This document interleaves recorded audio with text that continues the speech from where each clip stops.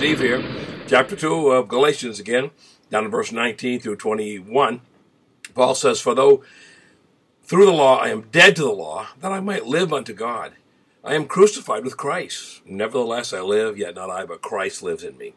And the life which I now live in the flesh, I live by faith of the Son of God, who loved me and gave himself for me.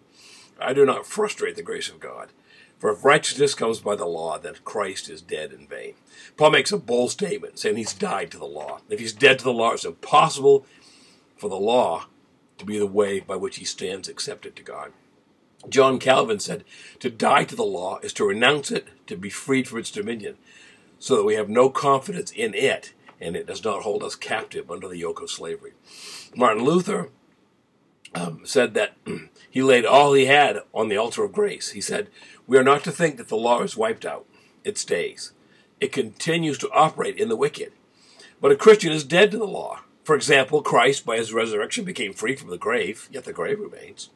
Peter was delivered from prison, yet the prison remains. The law is abolished, as far as I am concerned, when it has driven me into the arms of Christ. Yet the law continues to exist and to function, but it no longer exists for me." Again, Paul anticipates a question from those who disagree with him. Paul, when did you die to the law? You look pretty alive to me. On 2:20, since we died with Christ on the cross, we have a different life. Our old life, lived under the law, is dead. Now we're alive to Jesus Christ, and Jesus is alive in us. Before, Paul's relationship with God was based on what he could do for God. His faith was in Paul, actually. But now, it's based on what Christ has done for him. His faith is in Jesus. And he found a marvelous person in him to put his faith.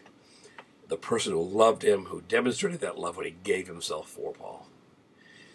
For me, he says, it's very emphatic. It's not enough to regard Christ as having died for the salvation of the world. Everybody needs to claim that the effect, the possession of this grace for himself, or herself personally.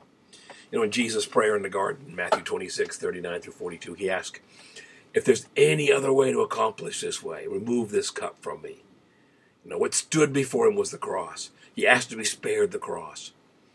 But Jesus was not spared the cross, because there was no other way to accomplish what he did. You ponder that, Pastor Steve.